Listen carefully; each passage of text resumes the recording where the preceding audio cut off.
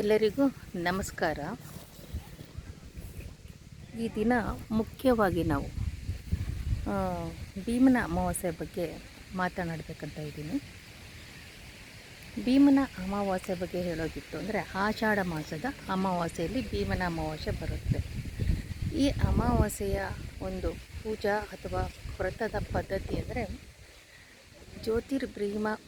ಭೀಮೇಶ್ವರ ವ್ರತ ಹಾಗೂ ಭೀಮನ ಅಮಾವಾಸ್ಯೆ ವ್ರತ, ಪತಿ ಸಂಜೀವಿನಿ ವ್ರತ, ಹಾಗೆ ಭಂಡಾರ ಒಡೆಯುವ ಒಂದು ವ್ರತ.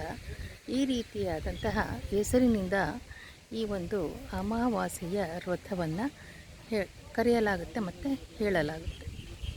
ಮುಖ್ಯವಾಗಿ ಭೀಮನ ಅಮಾವಾಸ್ಯೆಯ ವ್ರತದ ಉದ್ದೇಶ ಏನೆಂದರೆ ಹೆಣ್ಣು ಮಕ್ಕಳು, ವಿವಾಹವಾಗದಂಥ ಕನ್ಯೆಯರು ಹಾಗೂ ವಿವಾಹ ಆಗಿರುವಂತಹ ಮಹಿಳೆಯರು ಸಹ ಈ ವ್ರತವನ್ನು ಶ್ರದ್ಧೆಯಿಂದ ಮಾಡುತ್ತಾರೆ.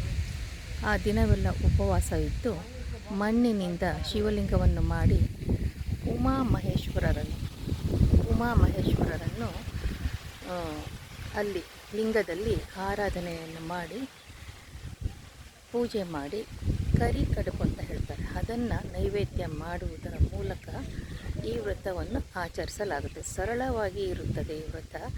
ಆ ದಿನವೆಲ್ಲ ಉಪವಾಸವಿರುತ್ತಾರೆ. ಅದರ ಉದ್ದೇಶ ಏನು ಅಂದಾಗ ಸಹೋದರರು ಹಾಗೂ ಅವರವರ ಪತಿಯ ಆಯಸ್ಸಿಗೆ ಈ ವ್ರತವನ್ನು ಮಾಡ್ತಾರೆ. ವ್ರತದಲ್ಲಿ ನೈವೇದ್ಯ ಆದ ನಂತರ ತಮ್ಮ ಪತಿಯ ಪಾದ ಪೂಜೆ ಮಾಡಿ ಅವರಿಗೆ ದೀರ್ಘಾಯುಸ್ಸಾಗಲಿ ಅನ್ನೋದನ್ನು ಬೇಡ್ಕೊಳ್ತಾರೆ. ಅದೇ ರೀತಿ ಈ ನೈವೇದ್ಯ ಮಾಡುವಾಗ ಕರಿ ಕಡುಬನ್ನು ಹೊಸಲಿನ 2 ಭಾಗದಲ್ಲೂ ವೀಳ್ಯದೆಲೆಯಲ್ಲಿ ಕರಿ ಕಡುಬಿನಲ್ಲಿ ನಾಣ್ಯಗಳನ್ನಿಟ್ಟು ಅದನ್ನು ಸಹೋದರರು ಒಡೆಯಬೇಕು. ತಮ್ಮ ಒಂದು ಮೊಣಕೈಯಿಂದ ಹೊಡೆದು ಅದನ್ನು ನಾಣ್ಯಗಳನ್ನು ಈಚೆ ಬರೆಸ್ತಾರೆ. ಇದನ್ನು ಭಂಡಾರ ಹೊಡೆಯುವ ಕ್ರಮ ಅಂತ ಹೇಳ್ತಾರೆ.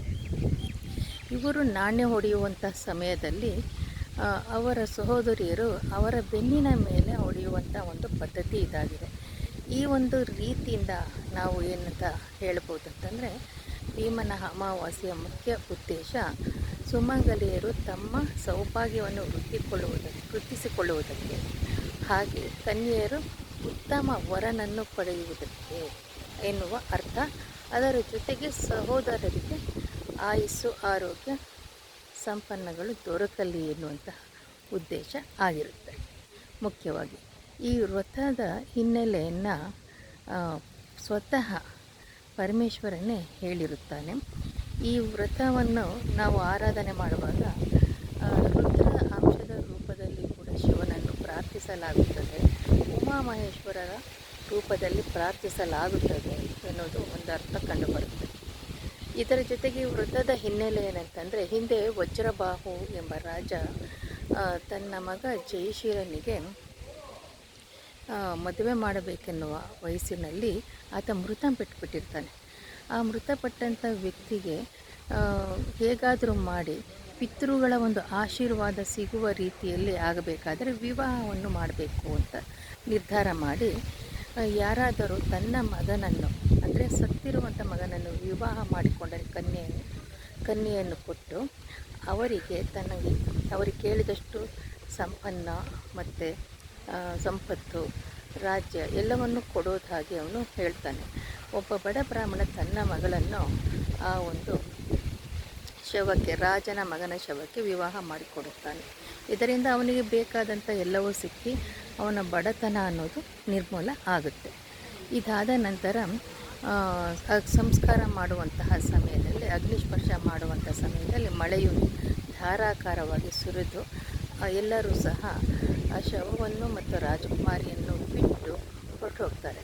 ರಾಜಕುಮಾರಿ ತನಗಾದಂಥ ದುರ್ಗತಿಯನ್ನು ನೆನೆದುಕೊಂಡು ಶಿವನಲ್ಲಿ ಪ್ರಾರ್ಥನೆ ಮಾಡಿ ಓಡಾಡುವಾಗ ಪರಮೇಶ್ವರ ಮತ್ತು ಪಾರ್ವತಿ ಇಬ್ಬರೂ ಸಹ ಪ್ರತ್ಯಕ್ಷರಾಗಿ ಅಮಾವಾಸ್ಯೆಯ ದಿನ, ಆಷಾಢ ಅಮಾವಾಸ್ಯೆಯ ದಿನ ಜ್ಯೋತಿರ್ಭೀಮ ವ್ರತವನ್ನು ಮಾಡು, ಆನಂತರ ನಿನಗೆ ನಿನ್ನ ಪತಿ ಮರಳಿ ದೊರಕುತ್ತಾನೆ. ಈ ವ್ರತವನ್ನು 9 ವರ್ಷಗಳ ಕಾಲ ಮಾಡಬೇಕು ಅಂತ ಹೇಳಿ ವ್ರತದ ನಿಯಮಗಳನ್ನೆಲ್ಲ ಹೇಳ್ತಾರೆ. ಇದಾದ ನಂತರ ಇದಾದ ನಂತರ ಮತ್ತೆ ಏನಾಗುತ್ತದೆ ಅಂದರೆ ಆಕೆ ಅಲ್ಲಿ ಯಾವುದೇ ರೀತಿಯ ಅನುಕೂಲವಿಲ್ಲದಿದ್ದಾಗ ಮಣ್ಣಿನಿಂದಲೇ ಲಿಂಗವನ್ನು ಮಾಡಿ ಮತ್ತು ಅಲ್ಲಿ ಇರುವಂಥ ಆಲದ ಎಲೆಯನ್ನೇ ಅವಳು ಎಲೆಯ ಮತ್ತು ಅದರ ಕಾಯಿಗಳನ್ನೇ ಅಡಕೆಯ ರೂಪದಲ್ಲಿ ಇಟ್ಟು ಗರಿಕೆಗಳನ್ನೇ ಹೂವಿನ ರೂಪದಲ್ಲಿ ಇಟ್ಟು ಜ್ಯೋತಿರ್ಭೀಮ ವ್ರತವನ್ನು ಮಾಡುವಾಗ ಇಡ್ಲಿಯನ್ನು ಮಾಡಿ ಕಡುಬನ್ನು ಮಾಡಿ ದೇವರಿಗೆ ಅರ್ಪಿಸಬೇಕಾದ ಸಂದರ್ಭದಲ್ಲಿ ಅದನ್ನು ಮಣ್ಣಿನಿಂದಲೇ ತಯಾರು ಮಾಡಿ ಅದು ಮಾನಸಿಕ ಒಂದು ಪೂಜೆಯನ್ನು ಇಲ್ಲಿ ಮಾಡೋದಕ್ಕೆ ಪ್ರಯತ್ನ ಮಾಡ್ತಾಳೆ. ಆದರೆ ಅದನ್ನು ಹೊಡಿಬೇಕಲ್ಲ, ಯಾರೂ ಇಲ್ಲವಲ್ಲ ಅಂತ ಕೊರಗುತ್ತಿರುವಾಗ ಅಂತಹ ಸಮಯದಲ್ಲಿ ನವ ದಂಪತಿಗಳು ಅಲ್ಲಿ ಬರ್ತಾ ಇರ್ತಾರೆ. ಅದರಲ್ಲಿ ಯುವ ವ್ಯಕ್ತಿಯೊಬ್ಬನು ನಾನು ಅದನ್ನು ನಿನಗೆ ಹೊಡೆಯಲು ಸಹಾಯ ಮಾಡ್ತೇನೆ ಅಂದ್ಬಿಟ್ಟು ಹೊಡೆದಾಗ ಖಂಡಿತವಾಗಲೂ ಅವಳು ಸಂತೋಷಪಟ್ಟು ದೇವರನ್ನು ತನ್ನ ಜೀವನ ಸಾರ್ಥಕವಾಯಿತು ಎಂದು ಅವಳು ಹೇಳಿಕೊಳ್ಳುವಾಗ ನನ್ನ ಗಂಡ ಬೇರೆ ಅವರು ದೀರ್ಘ ಸುಮಂಗಲಿಯಾಗಿ ಇರಬೇಕು ಅಂತ ಆಶೀರ್ವಾದ ಮಾಡ್ತಾರೆ.